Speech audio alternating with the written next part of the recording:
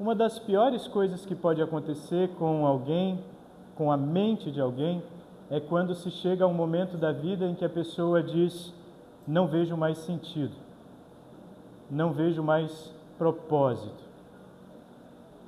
Ao longo dos anos eu atendi várias pessoas que vieram com essa fala. E é claro, isso acontece com mais frequência entre pessoas que não têm ou não praticam a fé cristã. Mas pode acontecer com cada um de nós em algum momento da vida, por causa de tristezas profundas, por causa de cansaço, por causa de frustrações repetidas, por causa de lutas não vencidas dentro de nós mesmos e com relação a pressões externas que nós sofremos. Muitas vezes pode acontecer de a gente se ver num momento em que se pergunta: será que faz sentido? Qual será o propósito de eu ainda continuar vivendo neste mundo? Jesus chamou os discípulos para um propósito.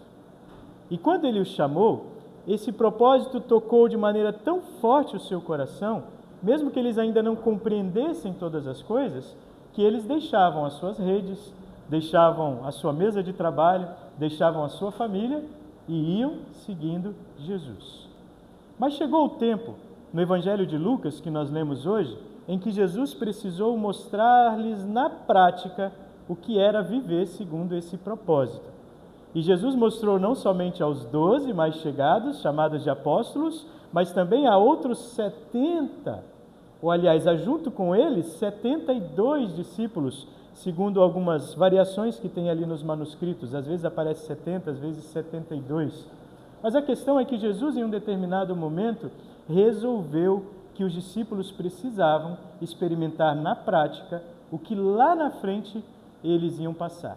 Era como um estágio que Jesus estava desenvolvendo no meio do seu curso de teologia com os seus discípulos.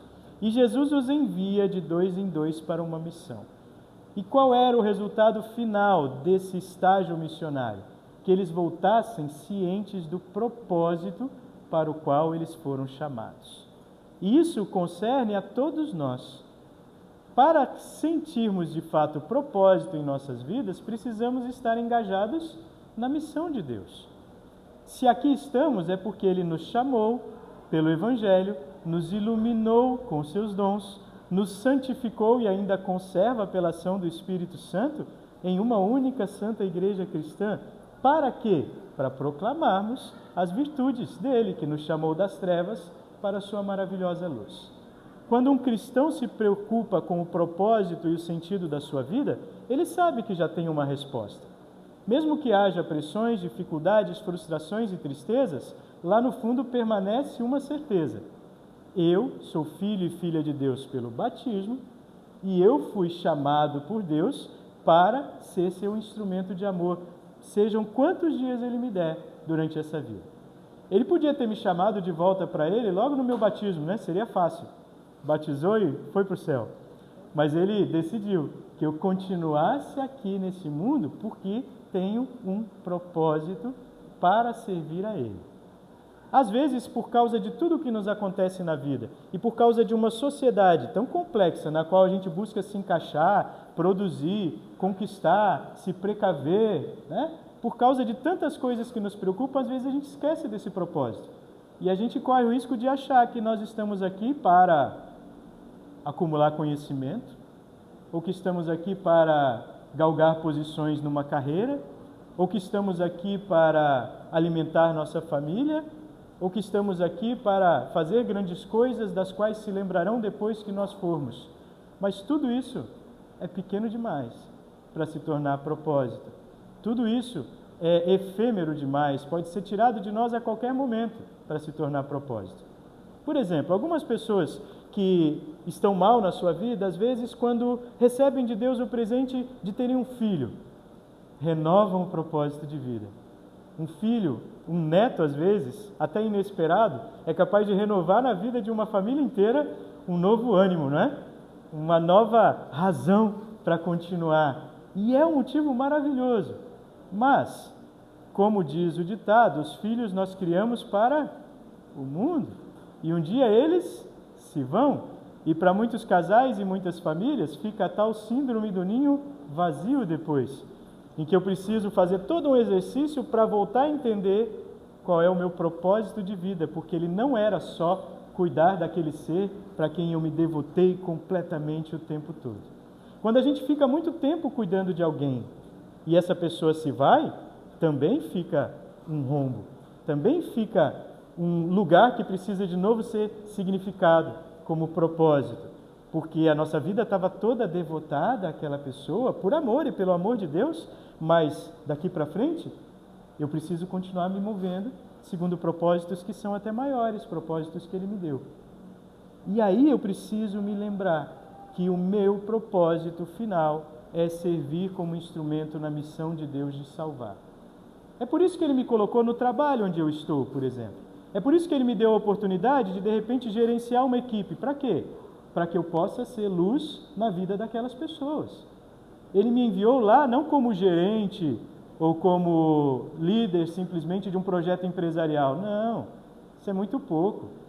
Ele me enviou e me colocou lá como pessoa que vai salvar outros, pelo meu exemplo, pelo meu ouvido, pelo meu carinho e pelo momento em que for oportuno eu não deixar passar e falar também do amor de Jesus para aquelas pessoas. E também convidar para vir para junto de outros irmãos que creem em Cristo. Deus não me colocou naquela escola por acaso. Tem gente lá que gosta de mim, tem gente que não, mas tem um monte de gente ali que Deus com certeza escolheu a mim para estar ao lado quando realmente precisar de um ouvido, de uma palavra amiga, de uma amizade verdadeira e cristã. E quem sabe essas pessoas que estão ao meu redor sejam alvos da atenção maior minha ainda quando eu perceber que Deus me deu a eles como instrumento do seu amor. Isso a gente vê em todo esse texto de Jesus falando com os discípulos, vê em alguns detalhes bem interessantes. Primeiro, Deus os chama, Jesus os chama e os envia de 2 em 2. Alguém faz missão sozinho? Não, né? Eu sempre preciso de alguém ao meu lado. A nossa fé não é uma vivência solitária.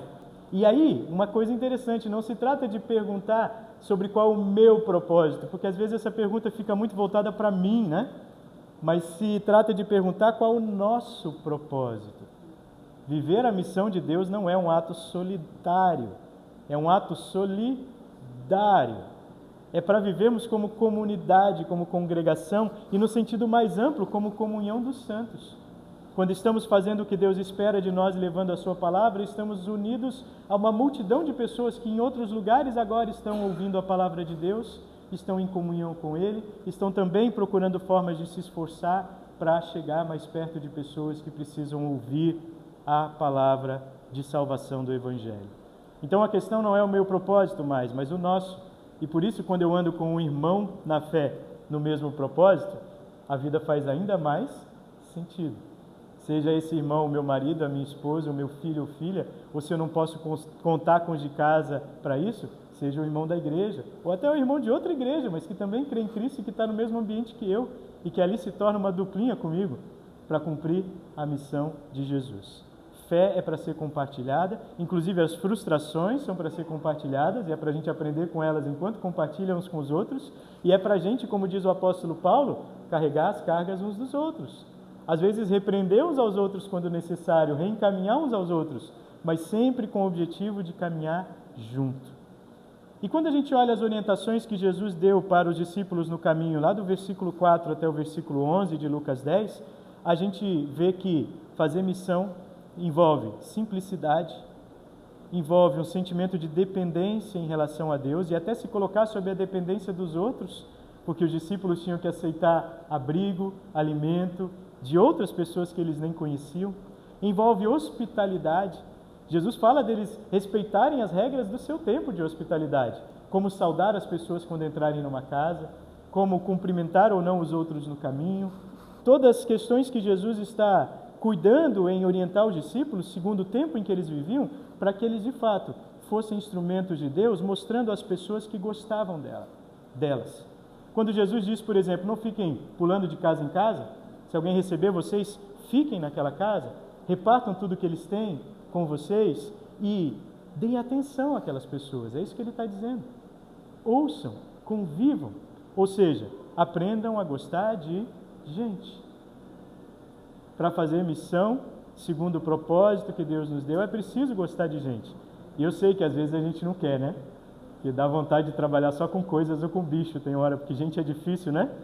Mas Jesus nos chama para isso, assim como Ele foi desafiado, mais do que nós, porque haja paciência, né? Jesus teve toda a paciência para gostar das pessoas e dos seus discípulos, ouvi-los, interrogá-los, repreendê-los, mas acima de tudo, gastar tempo com eles. Se nós queremos evangelizar alguém, é preciso gastarmos tempo com essas pessoas, sim? Não é só entregar um folheto ou falar de Jesus de maneira automática, não. É viver com Jesus ao lado daquela pessoa que Ele nos deu para atingir com o seu amor. E aí, depois de tudo isso, o que vem como presente? Bom, a alegria verdadeira. Na volta, os discípulos dizem que estão muito alegres. A alegria deles é por terem vencido e se sentirem vitoriosos, porque até os espíritos maus os obedeciam. Mas Jesus chama a atenção deles que a sua alegria não esteja na vitória individual ou da dupla que ali estava. Que o seu prazer e a sua alegria esteja na vitória de Deus por meio deles. E aí Jesus chama a atenção, fiquem alegres, não porque os espíritos maus obedecem vocês, porque de fato eu vi Satanás cair do céu para a terra como um raio, já está derrotado. Mas fiquem alegres porque os nomes de vocês estão escritos no céu. Em outros textos diz no livro que o Cordeiro abre, né? No livro da vida. Os nossos nomes estão inscritos no céu. E essa alegria que nós podemos ter. Quando a gente faz o que foi feito para fazer, a sensação é de paz, é de alegria, é de realização, que nenhuma outra fonte de satisfação nesse mundo possa dar. Embora a gente se distraia tanto com busca de sucesso, de riqueza, de prazer nesse mundo, de experiências legais, tudo isso satisfaz por um momento. Mas o que satisfaz a alma por completo é saber que a gente está fazendo o que Deus nos criou para fazer. E o que Ele nos criou para fazer? Espalhar pelo mundo o seu amor. Bom, com Adão e Eva era mais fácil, porque Ele disse para eles, cresçam e se multipliquem. Era só fazer filho, povoar a terra e o amor de Deus ia se espalhando. Mas com o pecado isso se rompeu. E aí vieram desafios. Não se trata mais apenas de seguir no modo automático nessa vida, mas se trata agora de lutar contra a maré, buscando realizar o que Deus quer realizar em nós.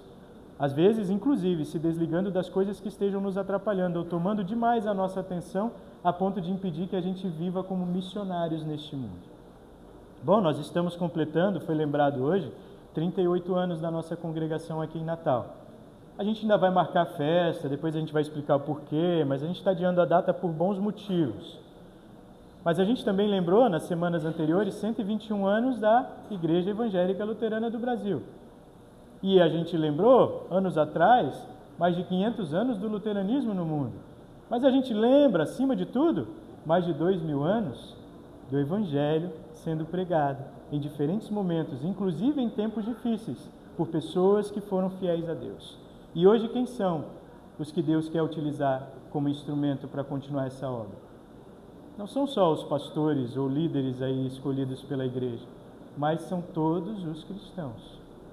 O que a gente precisa refletir, meus irmãos, de maneira bem clara, é se nós estamos agindo de maneira missionária no nosso dia a dia. Quantos de vocês convidaram no último mês pessoas para virem ao culto? Não vou pedir para levantar a mão, não. Levantem o dedinho aí do coração, se for o caso. Quantos de vocês falaram do amor de Deus com alguém nesse último mês? Quantos de vocês disseram para alguém, ei, vamos sentar aqui, eu vou fazer uma oração com você? Ou quantos disseram, eu vou orar por você? Eu vou pedir lá na igreja para o meu pastor colocar o seu nome na oração de domingo. Quantos fizeram isso? São coisas muito difíceis de fazer, gente? Não, mas se tornam difíceis para nós, eu sei, para mim também, não é porque eu sou bem cuidado e sustentado para fazer isso que eu faço toda hora.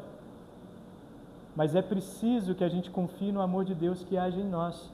Aqueles discípulos que saíram de 2 em 2, com certeza saíram com as mãos e as pernas tremendo de medo, mas eles voltaram felizes. Nós também. No começo podemos sentir medo, insegurança, preguiça até, quem sabe, de lidar com gente, ter que chegar perto de gente, ter que dar atenção a gente para daí falar a essa mesma gente sobre Jesus. E às vezes não ser ouvido, porque muitos não foram ouvidos, Jesus advertiu sobre isso. Mas nós contamos com o amor de Deus. Se não der certo e se não nos ouvirem, bom, parafraseando o texto de Lucas, levanta, sacode a poeira, dá a volta por cima. Não, isso foi um sambista que disse, né? Sacuda a poeira das sandálias e segue em frente, porque de fato Deus está conosco em tudo que fazemos. Sejamos mais confiantes. Pensem nessa semana em quais pessoas estão precisando do amor de vocês, do ouvido de vocês, do abraço de vocês, e quais dessas pessoas talvez precisem de um convite de vocês também. Vamos ver isso na semana que vem, quem sabe, né? Amém.